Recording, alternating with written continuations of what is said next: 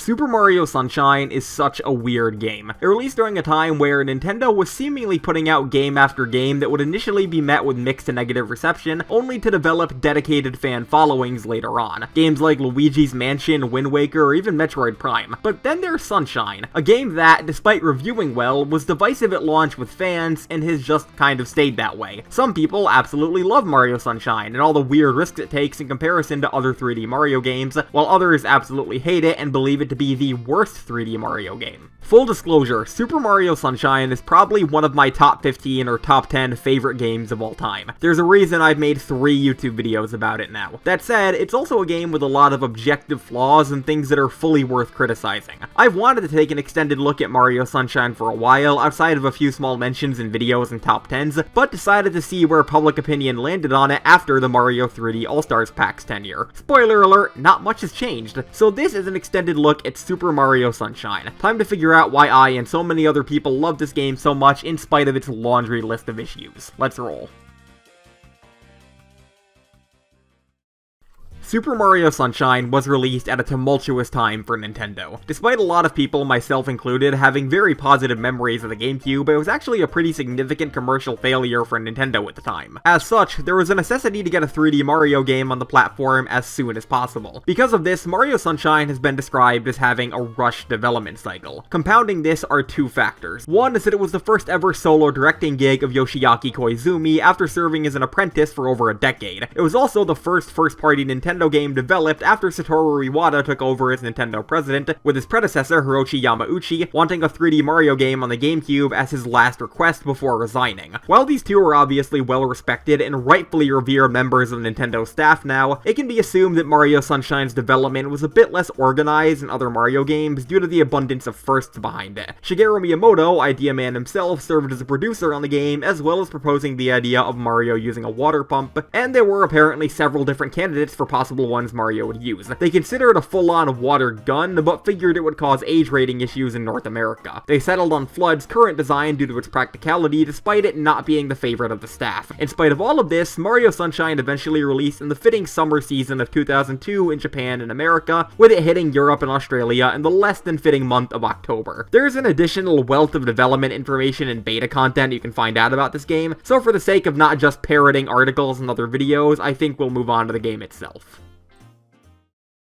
Mario Sunshine is notable as a unique Mario game for several reasons, but the first of which can be seen as soon as you start a file. The game features fully 3D animated cutscenes with complete English voice acting. I know a lot of people dislike this about the game, but in all honesty, it's not that big of a deal. There's only like 5 or 6 fully voiced cutscenes in the entire game, and for the most part, the characters who talk are the ones who usually talk. Princess Peach, the Toads, Bowser, etc. It's not like Mario is busting out full sentences, at least in the NA version. Otherwise, the game is as bog standard as other Mario games with babbles and text boxes throughout. In addition, I've never found the voice acting that bad. Sure, the voices on a few characters are a little silly, but the actual performances and deliveries are perfectly serviceable. Definitely better than some other games from around the same time. The game has earned itself a bit of a black sheep reputation among Mario games because of its inclusion of full voice acting, but it's really not as major as people make it out to be. In addition to voice acting, another significant thing that sets Mario Sunshine apart from other games in the series is its setting. Mario Sunshine does not take place in the Mushroom Kingdom. Rather, it takes place on Isle Delfino, a tropical vacation spot with its own environment and ecosystem. Because of this, the enemies and characters you encounter are radically different than other Mario games. There's no Goombas, no traditional Koopas, no Lakitus, nothing like that. The NPCs you'll be interacting with are primarily the natives of Isle Delfino, the Piantas, and the Nokis. I hear a lot of people say that they hate the Piantas and think that they're annoying and useless and a burden on the game, but I'd hesitate to go that far. While they certainly are annoying early on, there are some really cool and friendly ones you encounter throughout the game. As for the distinct lack of noticeable Mario enemies and environments, I think it's fine. At this point, we'd already had a full proper 3D conversion of classic Mario elements in Mario 64, so why not try something new for the next game? Bringing the characters to an entirely new, unfamiliar location is an organic way to do that, in my opinion. As for that location, well, it's tropical. Tropical is all you get in this game. No snow level, no desert level, no jungle level, no traditional level themes in general. This game is fiercely dedicated to its tropical aesthetic aesthetic, so the areas you explore are mostly variants on that. A peaceful village, a harbor, a beach, a theme park, etc. This is something I can understand some people not liking about the game, since the island aesthetic can kind of wear on you after a while, but it all comes down to personal taste. Our story follows Mario, Princess Peach, a few Toads, and the newly introduced Toadsworth as they travel on vacation to the lush, gorgeous tropical island of Isle Delfino. On the way there, the crew watches an introductory video about the island where Peach notices a strange Mario-esque silhouette in the background. Mario and Toadsworth, however, are too distracted by food and relaxation to care. As soon as they arrive on the island, however, the crew is greeted by an uncomfortable landing caused by a pileup of strange moving goop on the runway. Mario sets out to investigate, eventually meeting FLUDD, or the Flash Liquidizer Ultra Dowsing Device, a talking pump who Mario quickly teams up with. This pump was apparently made by Professor Egad, or the same person who created Luigi's vacuum cleaner in Luigi's Mansion. Meanwhile, Princess Peach notices that strange Mario-like figure again, but it quickly vanishes. Mario cleans up the goop on the runway, but before anyone can celebrate, the Pianta police show up and immediately arrest Mario. It's revealed that Isle Delfino was uncovered in the goop that the crew encountered on the runway, causing the island's guardians, the Shine Sprites, to vanish. Mario is wrongfully accused of covering the island and is sentenced to clean the entire thing and recover the Shine Sprites before he can leave or begin his vacation. What follows is an encounter with the mysterious Shadow Mario, the true culprit, and the game begins proper. Okay, this story is obviously really stupid. There are so many ways for Mario to break from this situation, yet neither the Piantas or the story itself will accept or acknowledge any of them. Hell, they literally see Mario fighting Shadow Mario on multiple occasions, and they know he just arrived on the island, yet Mario is still believed to be the culprit. Hinging your story on a case of mistaken identity and wrongful imprisonment is a surefire way to frustrate your audience, and Mario Sunshine falls into that trope almost immediately. Mario's a good guy, why does he need to be wrongfully imprisoned as a reason to clean up the island? The story could have worked much better if he voluntarily decided to before he started his vacation. I don't know, it just feels like writing a story that hinges entirely on a misunderstanding invites this kind of discussion. Why can't they figure it out? It gets even weirder later on, where it's revealed that Shadow Mario is actually Bowser Jr. in his first appearance, and that he did all of this in order to get Mario sent to jail so he could steal Peach, who he believes to be his mother. Mama, Peach. I'm your mama? Peach, you good?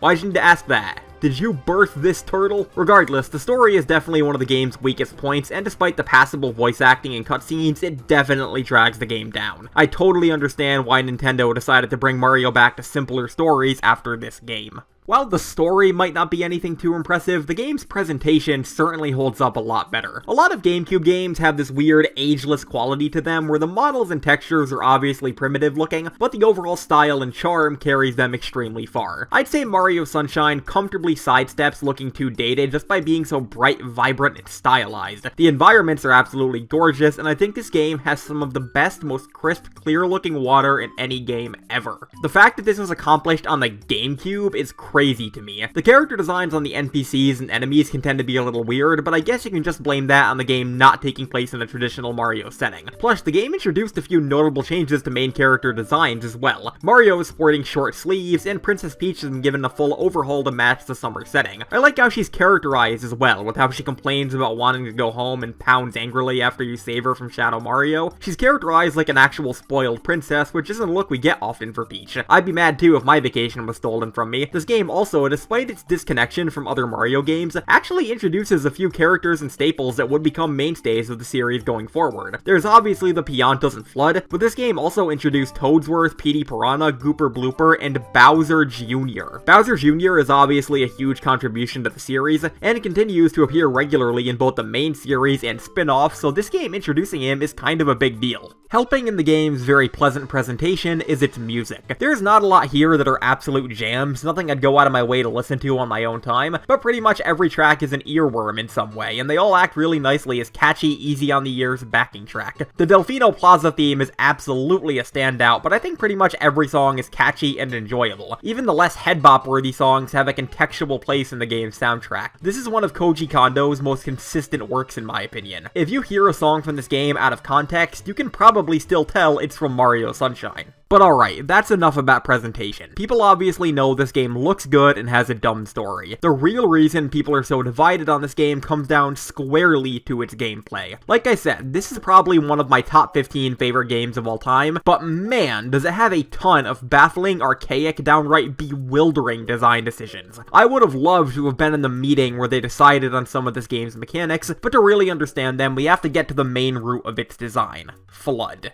FLUDD, the Flash Liquidizer Ultra Dousing device, is probably the single most divisive thing about Mario Sunshine. If not, he's pretty close. He acts as the game's main gimmick, and most of the game's puzzles and challenges are designed around him in some way. Simply put, FLUDD is a water gun. He's capable of shooting water that the player can use to clean up the area around them, attack enemies, and interact with the environment. His main nozzle allows him to either shoot water in a linear stream while moving, or in an aimable arc while standing still. You can also do a shotgun blast of water by tapping the spray buttons quickly while jumping, and spread around water in a huge radius by spraying while spin jumping. FLUDD's default nozzle is honestly pretty versatile and gets a great deal of usage throughout the game, but it isn't the star of the show. You can eventually unlock the rocket nozzle, which allows you to blast off to the sky, and the turbo nozzle, which allows you to run really fast. The rocket nozzle gets way more play than the turbo nozzle, being essential to access one of the levels and being the star of the final boss, but I still enjoy the turbo nozzle. That's not the interesting part though. These unlockable nozzles are one thing, but the thing everyone knows Mario Sunshine for is the jetpack. The hover nozzle is, in my opinion, the most significant change to Mario's basic platforming the series had ever gone through up until Cappy's introduction in Mario Odyssey. It allows Mario to briefly hover through the air, granting him extra time to clear gaps and orient jumps. It might not sound like much, but this thing pretty much takes a hammer to Mario Sunshine's level design. If you're deeply familiar with the game's movement mechanics and can fully capitalize on the extra mobility the hover nozzle grants you, you can sequence break the hell out of this game's levels. The hover nozzle is one of the things I see people argue about the most in regards to Mario Sunshine, with some people saying it's a fun addition to augment Mario's movement, and others saying it's a gimmick that makes the game too easy. In my opinion, it's a perfectly fine and fun inclusion, since a lot of the game's levels and challenges are designed around the extra mobility it grants you. You can sequence break, yes, but that's not necessarily a bad thing. It feels good to find an unintended pathway through a level. There are tons of levels in this game that I'm fairly sure I've never gone through the intended path on. The hover nozzle is one thing, but another reason that sequence breaking is so fun and easy in this game is Mario's movement options. Aside from Odyssey, this is hands down the fastest, most mobile 3D Mario game out there. Mario's base movement speed is faster than that of either Galaxy or 64, and the game's controls are extremely precise and tight. This game, more so than any other Mario game, feels as though Mario's movement is exactly one-to-one with what the player inputs. It's incredibly precise and can definitely take some getting used to if you're approaching it after playing another game in the series. The extreme precision in Mario's movements is both a blessing and a curse, since it makes exploring open areas really fluid and fun, but can also make trickier, more tight platforming a pain. If you take one step too far, you're probably dead. And on top of all of that, Mario's base movement speed isn't the only thing that makes this game so mobile. There is a wealth of different movement options at the player's disposal, even without FLUDD. You can do a normal jump, which can lead to a triple jump by timing more jumps perfectly as you hit the ground. You can do a flip, you can do a spin jump, you can wall jump, you can slide across the ground, you can spray the ground before sliding on it to pick up infinite momentum. You can pretty much do anything to get around, except long jump. Yeah, a lot of people really hate that the long jump from Mario 64 isn't in this game, but I've honestly never cared too much, mainly because of how heavily enhanced Mario's abilities are otherwise. Nintendo definitely took this to heart though, since the long jump has appeared in every 3D Mario game after this one. Because of Mario's heavily augmented movement options, coupled with the hover nozzle, I'd say Mario Sunshine is simply a fun game to move around in. It's really satisfying to flip and dip all over the place, hovering and trying to clear as much ground as you can in the most interesting ways possible. You can take this long winding path up the mountain in Bianco Hills, or you can take this intricate climbing puzzle behind the Ferris wheel in Peanut Park, or you could just get good. Overall, Mario Sunshine is a robust game in terms of the player's movement abilities, especially by the standards of other 3D Mario games at the time.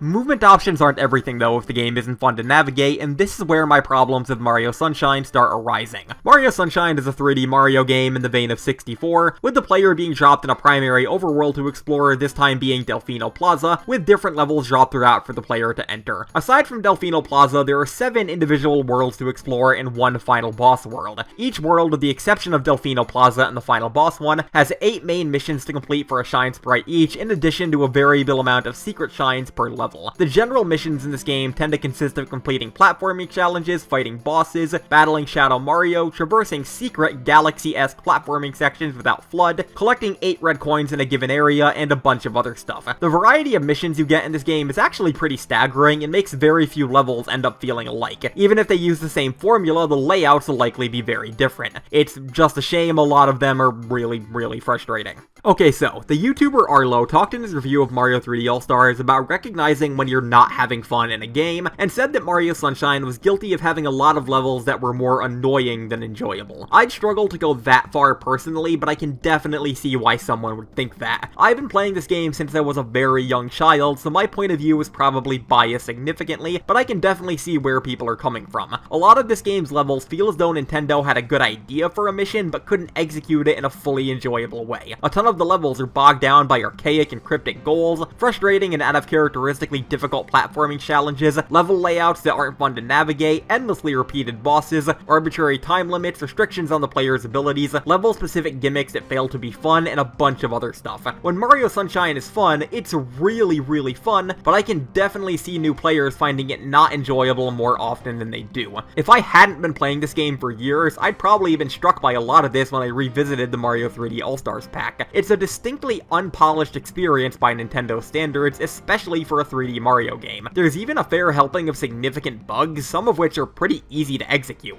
Aside from that, there are loads of optional shines throughout the game, consisting of mini-games, revisits to previous shines, or straight-up hidden levels and areas. On top of that, there's also blue coins to collect, which are trickled throughout every area in the game, and can be collected once each. The player can exchange blue coins for shine sprites at a rate of 10 coins per shine, for a total of 24 of the game's 120 shines. The blue coins and secret shines are the worst parts of the game. Let's start with some positives. Finding the blue coins on your own terms early game is a very fun and satisfying side objective so long as you're not exclusively dedicated to it, and the secret shines are great conceptually, adding a lot of variety to the areas you explore and types of platforming you do. That out of the way, these are all terrible. The blue coins are one of the most poorly conceived mechanics in any Mario game. Not only does actually collecting them all prove to be an extremely tasking, difficult, and annoying process, but the game doesn't give you any indication as to where they are or what ones you're missing. It gives you a vague number of how many you have per world, but you have no way of knowing how many are truly in each area without consulting outside sources. In addition, there are loads of blue coins that are mission specific, so you could totally be in the spot of a blue coin but miss it because you're in the wrong mission for it. And again, the game gives you no indication as to what blue coins are in what missions. Plus, a lot of them are really arbitrary in terms of their positions, with some of them just being randomly plopped in the middle of the air, some behind unmarked secret walls, and some being able to straight up swim away from you. Hunting blue coins when it becomes your primary objective later in the game is truly one of the least fun and most daunting things in the series, and I'd say you're best off ignoring them until you're ready to hunt them all so you can keep track of them more easily. There's literally a mobile app someone developed specifically to help you track blue coins in this game. That's how annoying and cryptic they are. On top of the blue coins, there's also the game's secret shines, which are equally as bad. I'm not talking about the secret of the blank FLUDDless shines here, I'm talking about the truly hidden shines. Like I said earlier, these can be found all over the game, but are mostly hidden in Delfino Plaza. Some of them are honestly kind of fun, like using specific unlockable nozzles to reach a hidden area or break down a door, while others are among the worst shines in the game. I'm sure we've all heard about the pachinko machine and lily pad shines, but if you haven't, they're legendarily bad. There are so many hidden shines in this game that genuinely feel as though Nintendo is trying to frustrate you through their design. And compounding all of this, the blue coins, the secret shines, the hidden area, there's one final key component in this game's design that makes me lose sleep at night.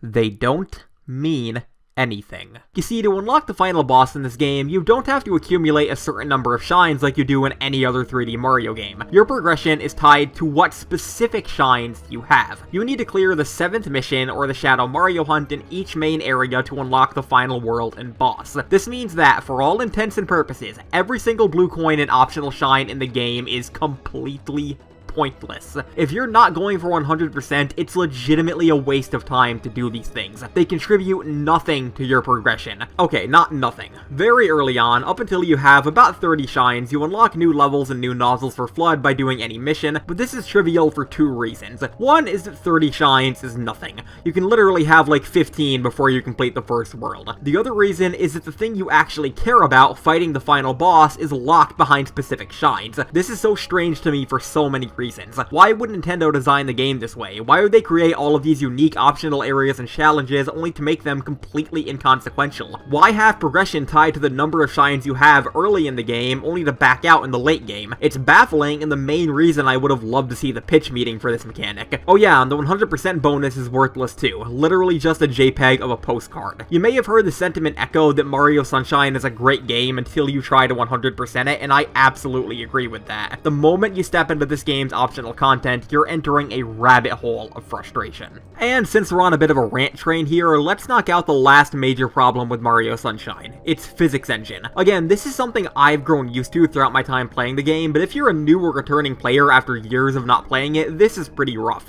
Mario Sunshine's extremely precise movement, coupled with the very volatile nature of its physics, leads to a metric ton of frustration. The game particularly struggles with slopes and curved surfaces, with the player's ability to stand on them being inconsistent at best. Sometimes you can pretty much walk at a 90-degree angle, while other times a slight incline in a platform will send you slipping to your death. The game feels as though Mario's movement and the physics are constantly at odds. There are times where it feels the levels themselves are trying to kill you. This is a hard thing to articulate through speech, and can really only be fully understood by playing the game. It feels bad to criticize the game this much because there truly are a lot of things I love about it. I love its presentation, I love its music, I love its art style. A lot of the shines are genuinely really fun. I have a whole video about that. This is not a game I would say at all is a bad video game. It's just a little rough in places, and it's more noticeable in some than others. Anyways, that's enough negativity. Like I said, I do legitimately love this game in spite of all of what I just said, so from here on out, why don't we do the Teal-Opal Classic and go through all of Mario Sunshine's individual worlds and talk about them one by one. This should be a good palate cleanser. Let's roll. The main hub world is Delfino Plaza. This is one of the best hubs in any Mario game, and in my opinion, any 3D platformer, period. Its aesthetic is gorgeous with how bright and distinctly Italian its architectural design is. The music is amazing, and there's tons of stuff to explore and secrets to find everywhere. It's just a great hub world. The music specifically is easily the most iconic track in the game. I would truly love to visit a real version of Delfino Plaza. A few of the secret shines are pretty bad and among the worst in the game, but I struggle to hold them against Delfino Plaza itself. It's more of a portal to those levels than where the levels take place. All in all, a great hub area.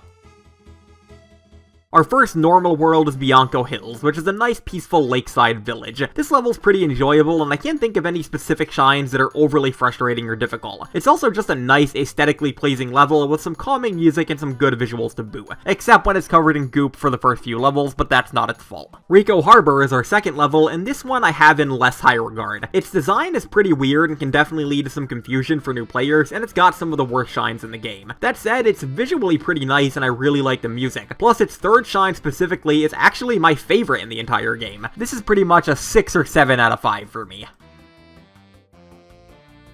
Our third level is Gelato Beach, which is a weird one. I feel pretty positively towards this level when I think about it, mainly for its aesthetics, but it also has some of the absolute worst levels in the game. The Sandbird and the Watermelon Festival are both found here, plus collecting all of the blue coins can be pretty annoying due to how they swim away from you. In spite of all of this though, there's plenty to enjoy about Gelato Beach. Peanut Park comes up fourth, and this is a level I like conceptually, but leaves some room to be desired in execution. It starts out incredibly strong with the Mecha Bowser boss fight, but becomes pretty unremarkable after that. Plus, the design of the actual park area is really cramped and surprisingly small feeling. It's really vertical. Other than that though, this is a fine level. It also happens to be the level that unlocks Yoshi, who's so inconsequential in this game that I forgot to mention him. He's literally only required to unlock one world and like 3 individual shines. Our next level is Serena Beach, and I don't really like this one. A lot of people hold this world in extremely high regard for its gorgeous beachside visuals and unique hotel setting, but for me, we don't spend enough time on the actual beach to really appreciate it, and the shines found within are mostly annoying and forgettable. Everyone tried to skin me alive for putting the Manta Storm and the mysterious Hotel Delfino on my worst shines list, but I really don't like them all that much. I'll give this level this though, its setting is unique and the hotel manager is a pretty cool NPC. Our 6th level is Noki Bay, and this might just be my least favorite level in the game. The individual shines are fine, with the exceptions of the red coinfish and the shell secret, but the layout of the level is so annoying to navigate. There are so many blue coins that are hidden in the most arbitrary of places, and the first few shines take place when the water is poisoned, making it difficult to refill if you run low. Also, Illy Mouth scared me as a kid, but I don't know if I should hold that against the level. In spite of that though, this level is really pretty and has some really nice music, so I can't say I hate it. Our final main level is Pianta Village, and this one is fine. It does contain the secret of the village underside, which is probably the single worst required shine in the game, but the rest are perfectly fine, and I like how the level shifts between a day and night cycle depending on what mission you're doing. This is a fine final level. And as one last final footnote is Corona Mountain. Can I still say that?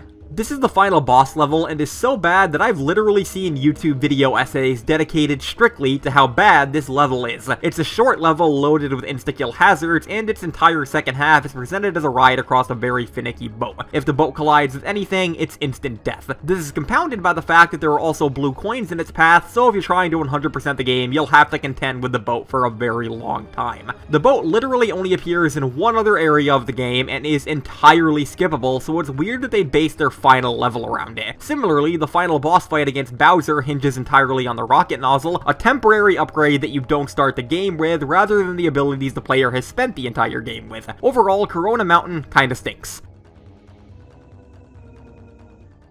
So that's about 5 levels I either liked or was indifferent to, and about 3 I disliked. Not bad for Mario Sunshine.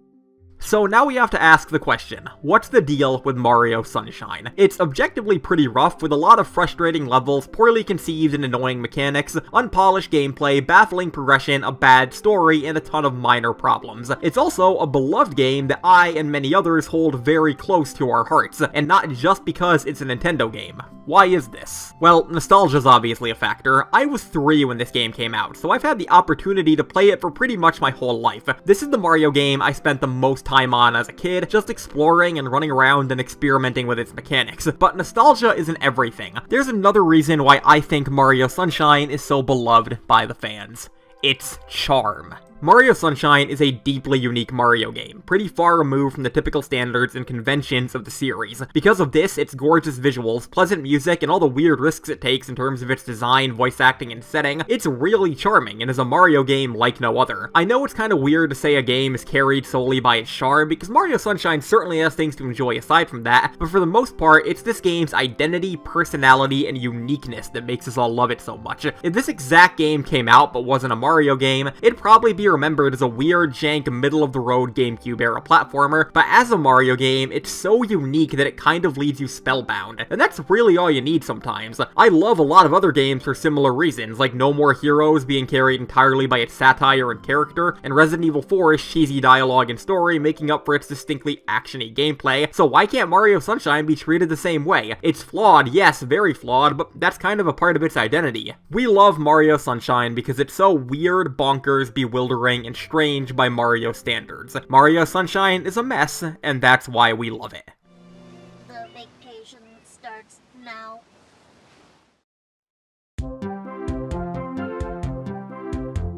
Hey, thanks for watching. This video turned out to be incredibly difficult to script just due to how much there is to discuss with Mario Sunshine, so I hope you enjoyed it regardless, even if it is a little bit messy, kinda like Mario Sunshine itself, huh? Also, I made sure to save this until the end of the video rather than the beginning because I know how annoying it is when YouTubers do it at the beginning, but according to YouTube analytics, like, 97% of people who watch my videos aren't subscribed, so if you liked what you saw here and can get past my weird voice, it'd mean a lot if you could sub. If not though, I totally understand. Regardless, hope you have a fantastic day before, during, and after watching, and I'll catch you all later. Thanks, and cheers.